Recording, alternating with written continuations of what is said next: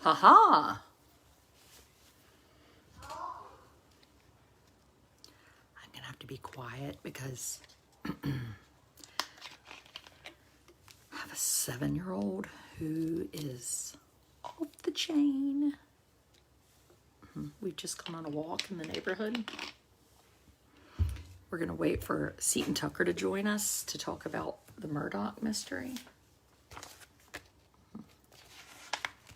I like when stuff like this is in like my mail stack. So I take Amos, who, has autism, on a walk because I'm like, maybe if we go on a walk, he'll be quiet while I do this video. Well, you know what I realized? Well, several things. One really big thing I realized is that, yep, I'm going to invite you, Seton. Okay, hold on. Seton Tucker, I'm looking to invite you. There's so many of y'all on here. Okay. Okay, Seton, you might have to request to join.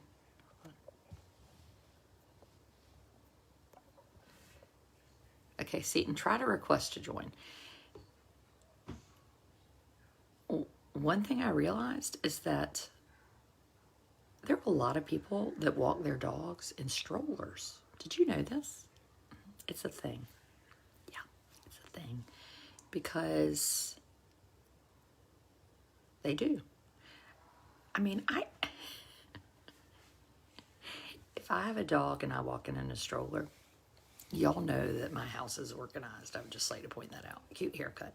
Blair has been calling me Karen, so I don't know if that's really a compliment. Okay. More on that tomorrow with the supporters. Straw dogs.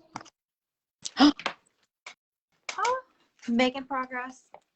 Oh, and you've got your new light? I know, it's too bright. I'm going to turn it down. I got this awesome thing at Ross yesterday that holds my phone up. It looks like a bat, but it's great, and I can charge it at the same time. Oh, it did. Look, I was just talking about dogs and strollers. No, I mean, I've seen it. It's so one time my oldest was like tiny, teeny tiny. And speaking of dogs, and we went out to like lunch or something, and I had him in a stroller, and this woman had her dog in a stroller, and I was like, oh, Thomas, look at the dog, and she was like, dogs are so much better than children. I was like, did you just start? Yes, they are. Did you just start this? And I think I said something terrible, like, how long is that dog going to live? Like 4 more years? So evil. When I walk a dog in a stroller, you will know that I've hit like the pinnacle of my life. And now I'm in like the dessert phase. That's true. What if you can do both? You can have a dog and a kid in a stroller. That'd be epic. Yeah, you don't ever see children with autism that walk dogs in strollers. Yeah, I have not seen that. You know why? Because you can't fool with dogs and strollers with crazy children. Yeah, you don't take the dog. No. I get you. No. Yeah, I had my friend who took her child who is autistic to the airport last week, but he's like 22, and he found the candy store at the airport. Did they get? See? He was yelled at for getting a large. He's very big, getting a large amount of candy and butting in line. She thought security was going to be called, but they made it through. And then they decided instead of going back on plane, they would just drive. I could see that. Amos is little, and it's like, but I know he's getting big, which part of me, like, we have to keep getting out there because maybe, and people are so good with him, especially where we live, like the stroll people, like everybody's super friendly. But when he's big, maybe if they keep watching him grow, they'll see that. And before I had him, I might have been like Judgy McJudgerson too, sanctimony. Well, I don't think people understood that he was autistic. They just thought that he was butting in line with like a bag full of candy, which they did not want. Yeah, they didn't want him to have. Mm-hmm. Yeah, we've just eaten like 10 bags of Chips Ahoy for dinner. So I'm not exactly the expert. Though on Wednesday night, I'm doing a live video with Dr. Katie about picky eaters. I'm not sure Well, I why. need to tune in. I have one. So my daughter is very picky. So I'll tune in. Well, we'll listen to Katie more than we listen to Adrian. Adrian is there more for here listening too. So that's Wednesday night at 8. Okay, so what's happening in South Carolina? All right. So last week was kind of a crazy week. I mean, we had cousin Eddie going on I think it was on the Today Show, and he was like How with did his lawyer. Cousin Eddie was on the Today Show? Yes, and he was like, no, with his lawyer, and he Okay, was so like, give no. everybody a little background if they're new to this. Okay, so cousin Eddie was accused in this murder-suicide plot with Alec of participating in it in some way. He's out in bond. He was, arraigned on it. But he says, nope, I wasn't a part of this. I had no, he doubled down and said, basically that, he showed up because he had done some handyman work for Alec. He didn't know why he was showing up, which actually now Alec's attorneys are agreeing that cousin Eddie didn't know why he was showing up. So cousin Eddie says, yeah, no, they now have conceded that he showed up, he had done some work and they said he was a drug dealer. Of course, Eddie denies this, Right. and I think they're trying to put this narrative out and kind of trying to get him out there as this drug dealer persona. So he describes the situation, with the struggling of the guns. He says the gun went off, but 1,000. He says 1,000% that he did not shoot, that Alec was not shot by the gun, and that if he had shot him, Alec would be dead, which we talked about that last time. So, he doubled down on it. But then the very next day, Wait, let me we get medical. Did he say anything about, so Alec says, cousin Eddie, somebody shot me, we don't know who it is, and then lo and behold, I was lying because there was a video, it was cousin Eddie. Did he say anything about why he took the gun and left? They didn't really say, but my thought on that is the fact that he says his friend was suicidal and begging him to shoot him in the back of the head. He did not want his friend to kill himself. So it seems reasonable that you would take the gun if you're concerned that your friend would want to shoot themselves in the head. Right. But once the news got out and cousin Eddie is left with the gun and he sees that this is happening, is he nervous? Does he feel like he needs to come clean?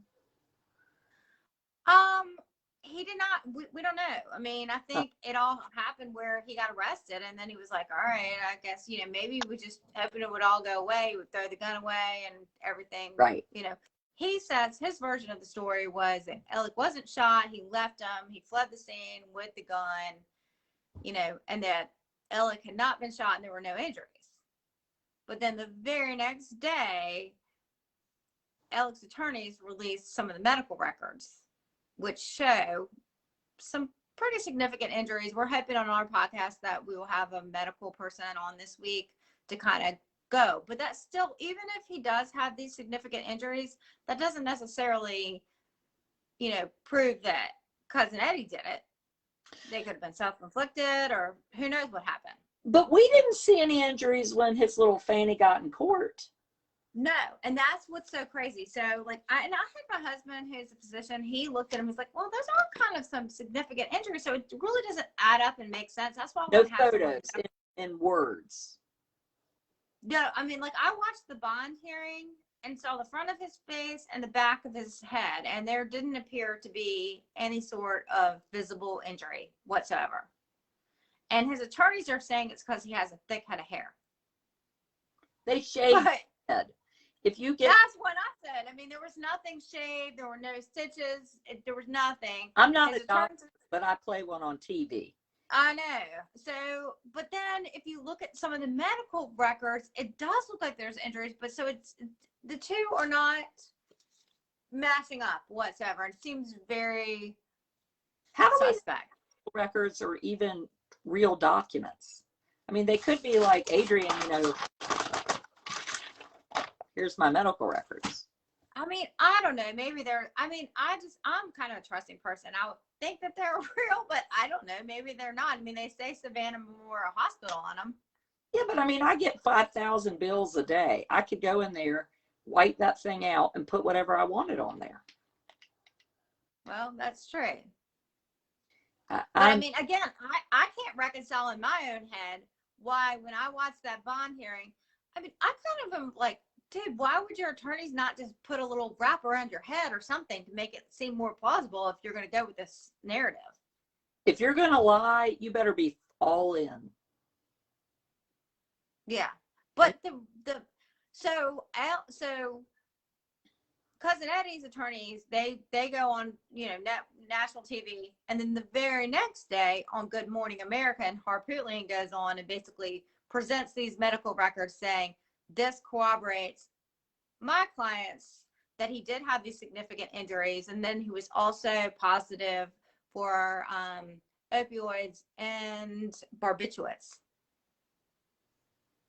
So, but that could be an orchestrated thing. We don't know that. I don't think the fact that he was positive for opioids, that doesn't necessarily mean that he was a drug addict, because he could have just said, well, I'm going to prove I'm a drug addict. I'm going to take some of these, and then I will be positive at the hospital.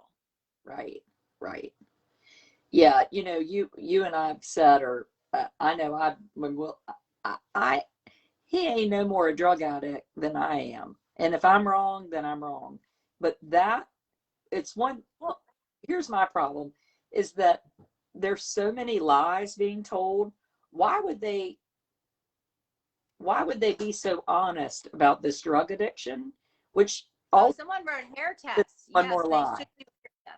But okay, so then also his attorneys go on to say that, I think it was Griffin or Harpootlian? One of them told media that he had been to basically detox centers like several times in the past, where he'd gone over the past couple of years, but he wasn't forthright with his coworkers about his drug problem, and he basically said that he had been gone to these week-long like detox centers.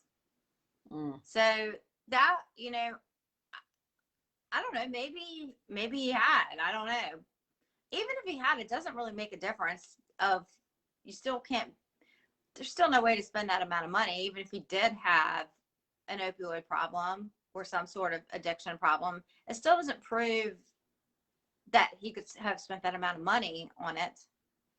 Well, and yeah, I think he really is trying to take away from the fact that his housekeeper dies at his property. He sets up a settlement for her and steals the money. And then his wife and son are dead. His big problems are people dying. So it seems he's just trying to create conversation anywhere else. Right. So that's what's happening tomorrow. So tomorrow's the big bond hearing, because they yanked him out of rehab in Florida. I guess he had gone to Atlanta for the detox center, and then he went down to Florida for rehab. Okay. And then SLED, South Carolina Law Enforcement Division, went down to Florida to take him out of rehab, because they are charging him with, stealing this money from the Satterfield kids. And so those are bigger charges. Those are bigger charges than the insurance fraud. The first bond hearing was just basically the failed murder-suicide. So he was really only charged with insurance fraud of that. But now these are bigger. He's accused now of stealing the $4.3 million from the Satterfield kids, and that's a bigger deal. Right. And he, have we heard anything? Are you hearing any inklings about the evidence that happened when they found his wife and son as it related to Stephen Smith? No, I mean, all we know is they said that Stephen Smith's case was reopened based on information. They didn't even say evidence. They said information they found during their investigation of Maggie and Paul's death. So we still don't know. We have no idea what that is. And we won't know that until there's some sort of charges filed, a bigger deal than these. No, but there's been, like, you're seeing a lot of stuff. Like, tomorrow could be a big day, like with this bond hearing. We'll see what happens. What do you think? What are our possibilities? I mean, I don't know. I think he will remain in jail, and his own attorney said that Alec expects to go to jail. He expects to spend some time in jail. And there was some information that came out. I think Fitz News had said that, you know, Alec's attorneys were working on some sort of deal with the feds. They were trying to pull some strings with the Department of Justice and their connections. But I kind of was like, well, of course, why would he not want to work out a deal? Who would not want to go to a federal white collar prison versus a state prison? Yeah. Everyone would. Right. So, I mean, I think he's trying to negotiate those deals. And, you know, I don't know what will happen. I mean, if he gets indicted on charges related to Maggie and Paul's death, I don't know how that will all shake out.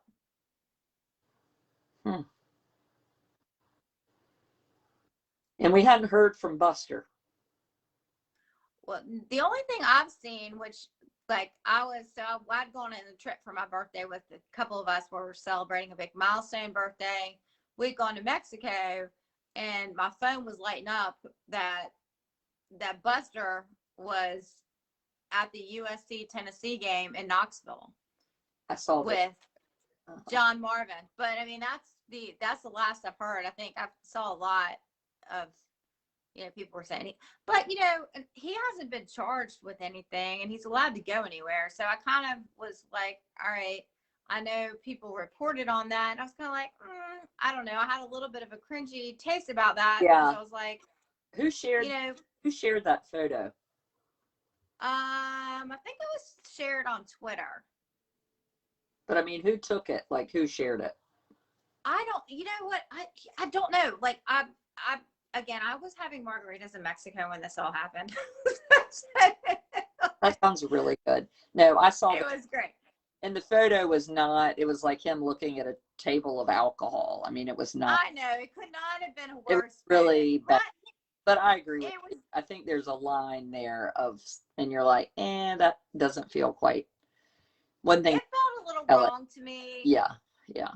A little cringe. I mean, again, maybe not. They have a family PR person. Maybe that's not the best thing you would want to be doing. But again, he's in his 20s and he's lost his family, and his dad now is in jail. So yeah. Who know? I mean, never say never. Who knows nothing about nothing? But right, boy, he's got a story to tell somewhere in there. If we'll ever. Yeah, he does. I mean, like, I would love for Buster, if you're listening to this, please come talk to us.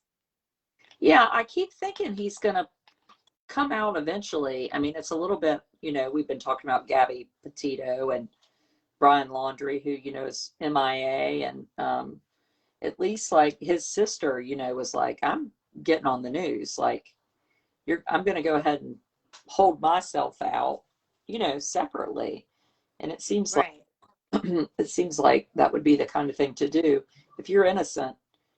I would think that I would want to do that, just to take pressure off me, you know.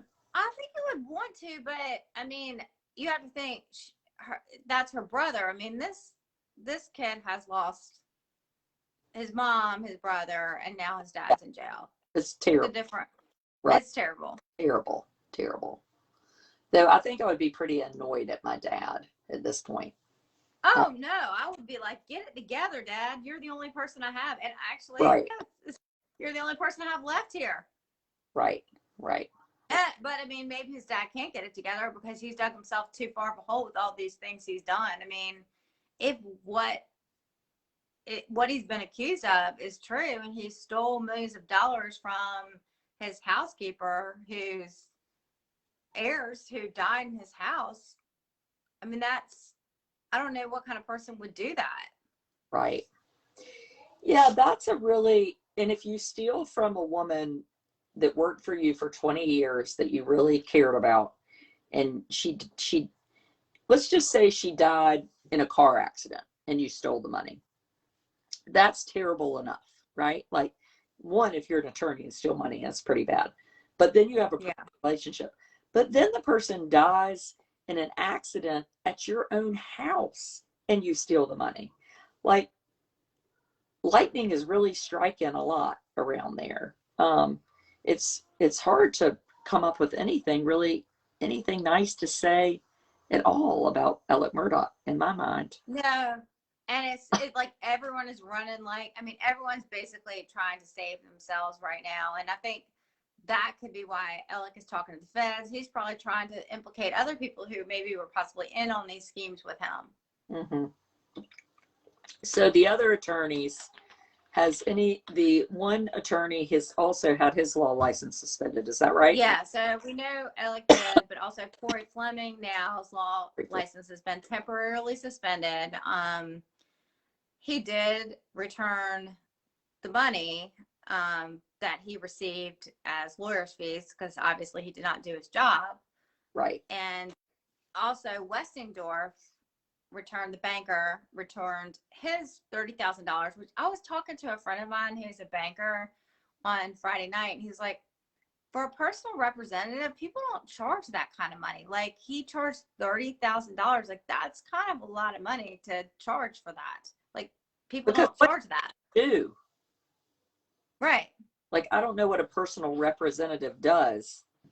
Well, he was the one who administered the trust, but I think he was basically he signed off on the checks and he put them in the bank fund. Now, Bland he's named the bank that he's worked for, which they've doubled down and said, we have nothing to do with this. The funds for the check were never involved in our bank. They went through BB&T and then they were deposited in Bank of America. So they were saying we had nothing to do with this whatsoever, and that Westendorf did this on his own. It wasn't in his job through the bank, but they haven't fired him yet. Mm-hmm. Somebody just but Fleming, they took his name off the thing. They've okay. Yeah, they took him off their website. He's not on the banner anymore. They're distancing themselves from him as well. Well, no, that's interesting. So they must feel like that's not going to go well. No, yeah, I think they're like, everyone is running from him. You know, Alec's own firm has filed suit against him. We need your husband to come on here. There's so much litigation involved in this whole situation. We really do. We're gonna pin him down when he's training to be Djokovic with tennis. So that really hampers. I love it. Blog videos. Mm-hmm. Yes, I would like to know that too. So what time is the hearing tomorrow? 10 a.m. is the bond hearing. 10 a.m. And it's going to be live, right? I'm assuming it's going to be live. I'm not going to go because I don't think I would have a shot to get in there considering COVID protocol. I don't think. I think I'll get more out of trying to watch it live than I would going down there, because I will just be standing outside. Yeah. Yeah. Well, that'll be interesting. Well, we'll have to catch up after we hear the latest update. Yeah, I would like to see.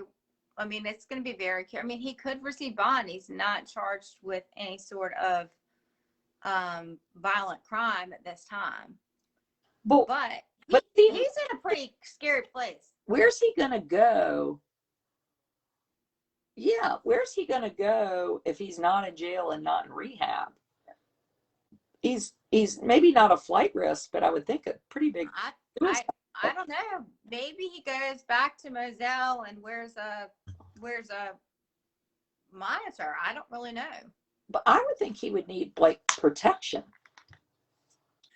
I wouldn't be because everyone wants to make Alec the fall guy right now because so many Right. people are, stand to go down with lots of different things. I mean, if he's singing to the feds about who helped him with all of this stuff he did, I mean, he has been accused of stealing millions of dollars from his own law firm. And then we know about the Satterfield kids. And, I think there's a lot of people who don't want to go down with him. And I would think he would need some sort of protection if he does go home, or even in jail. He probably needs to. I mean, and let's face it, the jail that he's in right now, I can't remember the name of it, but I mean, it's a scary place.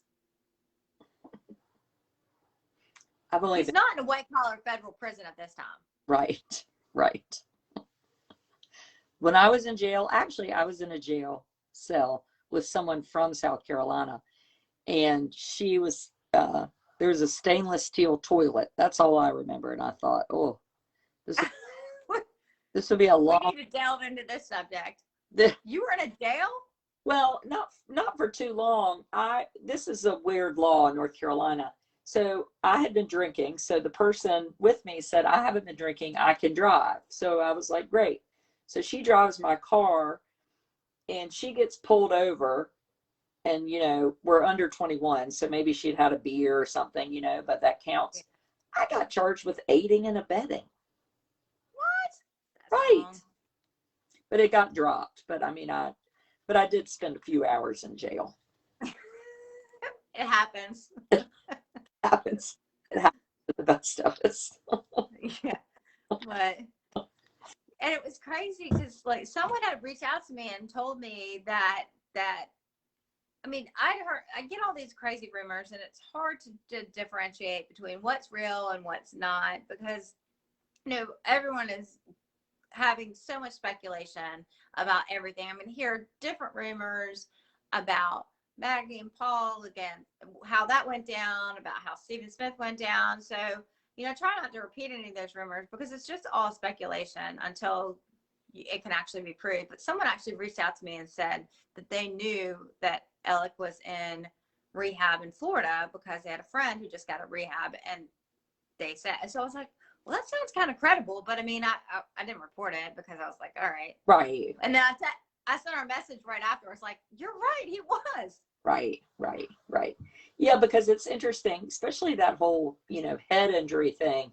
I'm like, there's got to be a nurse or a doctor or somebody out there that, I mean, it would be awfully hard to not like whisper to somebody either, yes, he had a bad injury, or there wasn't nothing wrong with him. Well, I mean, like if you look at some of the stuff, it looks pretty substantial, but then also he was out of jail he was out of the hospital in like 2 days. So you don't leave the hospital in 2 days if you are but he was in the ICU, so it's very strange. My initial thought is that those medical records that he was showing were his description of what happened.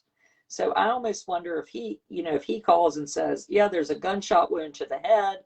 They're writing that stuff down, just like poor old, cousin Eddie gets blamed for the whole thing. And it's like, he never even had a chance to say a word about nothing, like he came and shot me and they just arrest him. It's like, well, that's what his attorney said when he was on the Today Show. He said, Alec placed a call from rehab, and that's how his client got arrested. Yeah, I mean, I know enough about the law and my alleged attorney husband that you can't just do that. You can't just think things up and get people arrested. Anyway. We haven't heard SLED. I mean, they're really tight-lipped about all this. So I just want to see how this trial goes, because was it just Alec calling and saying this story and that's why he's been arrested, or is there more evidence to support the claim?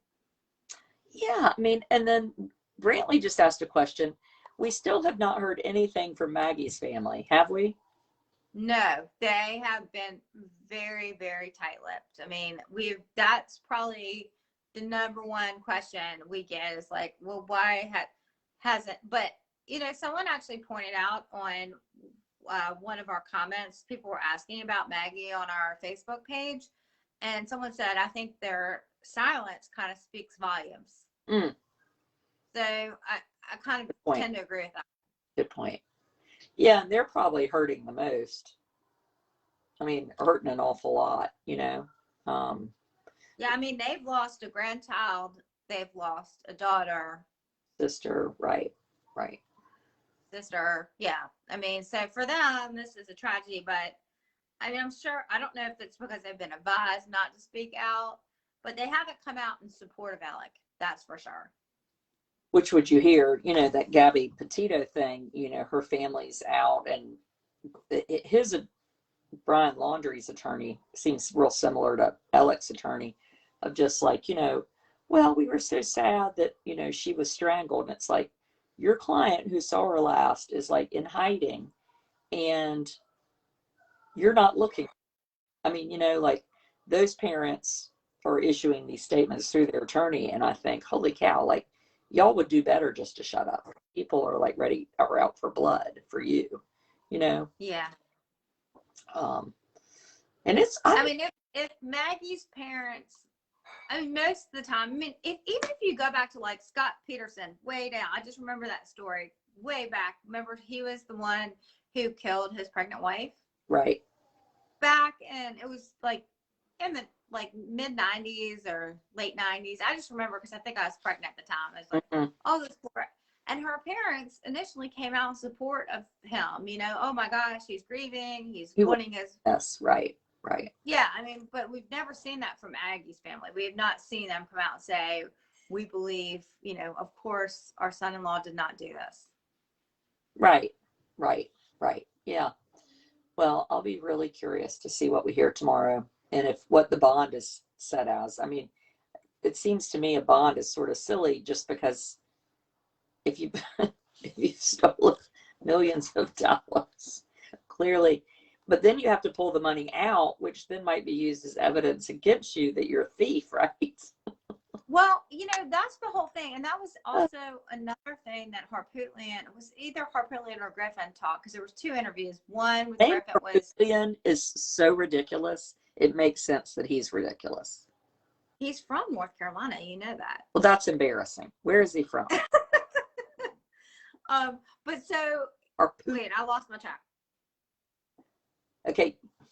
What?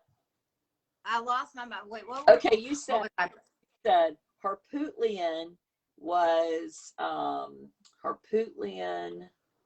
The way Harpootlian, we were talking about the Petersons, and we went. Oh, I can't remember. My old lady brain does not work, especially at this time of night. Harpootlian. What was it? What was she saying? I was just. We threw us off with Harpootlian. You said Harpootlian was saying something about maybe him talking or not talking or sharing about. That he confirmed that the hearing that took place 2 days before Maggie and Paul were murdered was a failed, they were, or no, scheduled 2 days after. They were requesting money. They were hoping to get financial records, and I guess they're saying that their financial situation was not good. And so, but they're using that. People are saying that, well, that's motive of why he had killed Maggie and Paul. And Harpootlian, which is kind of fair to say, he says, well, I mean, that information was going to come out no matter what, and killing, Paul and Maggie weren't going to change his financial situation, because we have not seen anything that they actually had. He had life insurance on either one of them. And I guess we won't. I guess that wouldn't come out until like a trial or whatever, unless some family member knew about it. Huh. It's not like it'd be public record. The other interesting thing that Griffin, when he was on Fox News Carolina, he was talking, and he says that, talking about the story about the failed murder-suicide attempt, and that he thought that someone else had to kill him so that he could receive the insurance money Right. to give to Buster. But he does admit that it was out. He had purchased the policy 2 years prior, so the suicide exclusion would not have been applicable. Even if he had committed suicide, the money would have gone to Buster.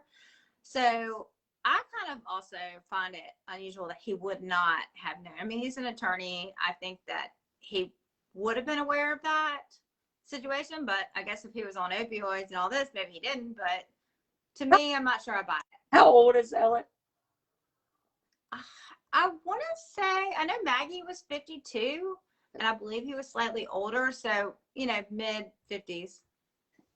I can't imagine what a $10 million life insurance policy would cost at 50. Oh, yeah. Now, granted, if oh wait, Sarah Graves said 53. So we've got confirmation that he was 53. Okay, Hutch guessed 52. Okay, so let's just go over this for a minute. So you're stealing dollars. So you have money to get a $10 million life insurance policy. But if you're stealing millions of dollars, why do you need life insurance? I think that's a good question. I don't understand it. But I mean, obviously he's not doing a lot, he's not doing a lot of things that make sense at all. Yeah. And whether it's because he did in fact have this opioid addiction or some sort of, I don't know. I mean, something's wrong with him. If what they say is true. Something's wrong with him. Yeah, I wonder if millionaires, I just don't think about millionaires getting life insurance. Huh. Very curious. Wonder who he bought his life insurance from. Wouldn't they be an interesting person to talk to? That would be, all right, I'm looking. No, that would be an absolutely interesting person. But I mean, obviously they're probably just someone who's like, oh yeah, you want to pay me all this extra money for this life insurance? Sure. So Debbie said the life insurance is planned for a beneficiary. So one thing I do know something about life insurance is sometimes people will get life insurance and the amount of the taxes that their people, whatever, children, grandchildren will inherit so that they can use that money then to pay the taxes on the estate. So that's interesting. But it wouldn't have been any $10 million because he ain't paying any tax stuff he's stealing. But it just seems odd to have $10 million life insurance on yourself and then none on your wife. I suspect that there was life insurance on Maggie. I have no reason to think that other than I just think it'd be weird to not both have it.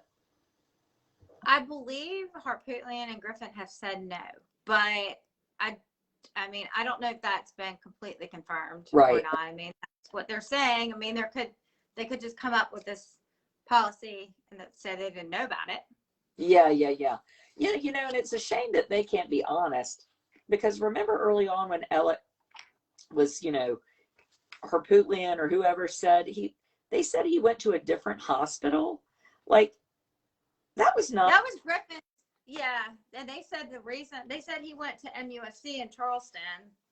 And he was in Savannah. So, but I mean, they're saying wrong. What's that? That's not the kind of thing you get wrong. Well, did you see on Twitter, he put this week, he said he would like to apologize to for all the reporters who showed up at MUSC. He please contact him. He'd be happy to issue an apology. It was strange. I don't know. It was. I mean, and that just makes me think that either he's confused. I think there's so much lying going on that it's hard to keep stories straight, which makes you not really believe anything that anybody has to say. No. If you tell the truth, you don't have so much to remember, my mother has always said.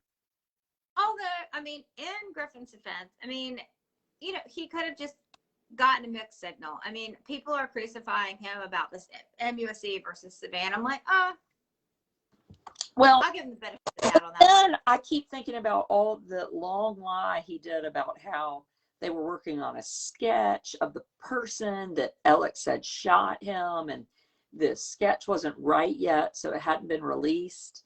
And then to be, Oh, that sketch was ridiculous. well, I mean, like that was, he knew that was a ridiculous. lie. He knew Alec knew who it, you know, like he knew that was all a lie. Well, and they also changed their story about, you know, Here. at the beginning, they weren't really totally, now they've said that Cousin Eddie knew that. Okay. Uh-huh. Hello. Hi. Say it again. They originally said that, you know, that Eddie knew he was coming to participate in the scheme with Alec. But then they changed. Now everyone's on the same page that Eddie did not know what he was getting into. He thought he was coming. He didn't know why he was coming to help Alec, but just right, not to participate necessarily in this murder-suicide plot.